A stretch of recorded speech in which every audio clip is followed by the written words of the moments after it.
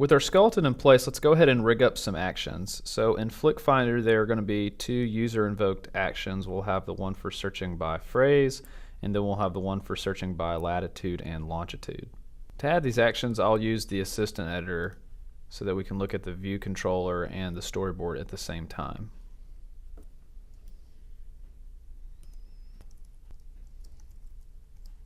So I'll create the first action, search photos by phrase button touch up. And then I'll do a second action, search photos by lat lon button touch up. And now I'll go back to just looking at our view controller. So let's just look at the code here. And here are both our actions. So with both these actions here, I want you to implement the first one, search photos by phrase button touch up, and I want you to hard code the request. So we won't use phrase text field right now. We will just hard code a request to the Flickr API. For this exercise, we'll be hard coding the search request.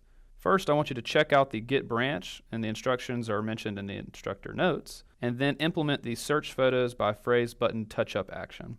So if we break this down into steps, the first thing you'll want to do is get the shared session object from NSURL session, and then you need to create an NSURL request for the flickr.photos.search method that includes the hard-coded phrase baby Asian elephant. And this is just a phrase that I searched ahead of time and I saw a lot of cool images for. You could use your own, but this is what I'll be using.